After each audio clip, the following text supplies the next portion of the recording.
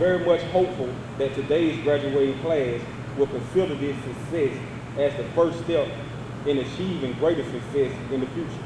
Now, with a high school equivalency diploma and vocational certificates in hand, the offenders at Central State Prison who just graduated from those programs are setting themselves up for advancement in life.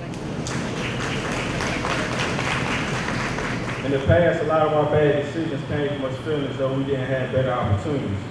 But with the GED, we have given ourselves a key to many opportunities, and that we continue to progress as individuals, using GED to earn a trade, continue your education, and to keep you from making the same mistakes that sent us to prison. I encourage all of my fellow graduates to take what we have gained here today to continue to strive for more. Completing those programs and receiving the certificates and diplomas includes lots of hard work from the offenders, but they say a lot of their success is also due to help from the facility staff.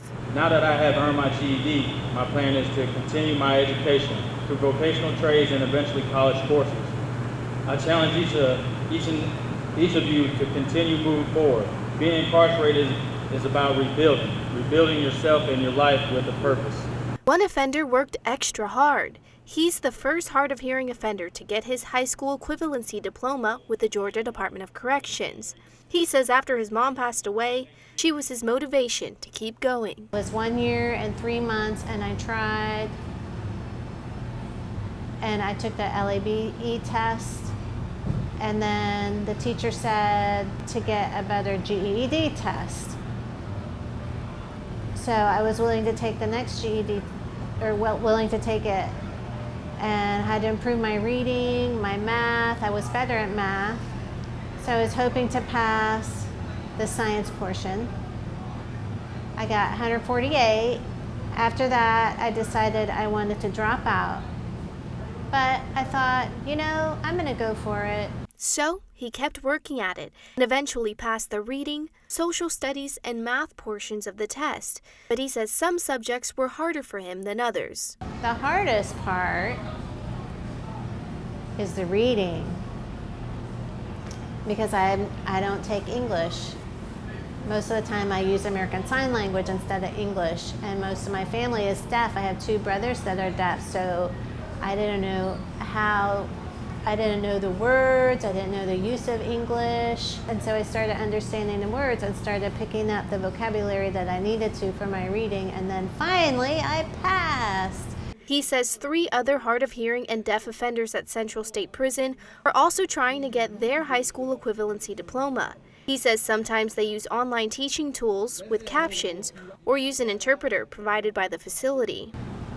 He said that he wanted, after he goes through ABE to get his certification, then he wants to work on GED, and then he wants to quit. I said, no, don't quit. No, you can get your GED, you can do it. For life, for a lifetime goal. Getting your GED, then you don't have to worry about anything in the future. You'll be able to get a job. It'll be good for you.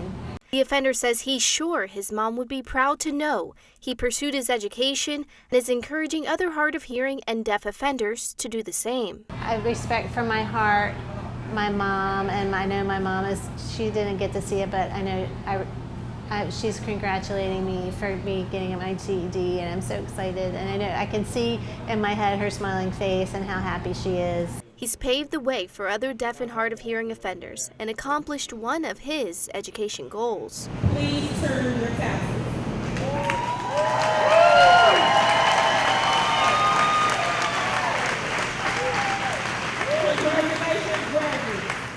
Cassandra Ortiz for the Georgia Department of Corrections.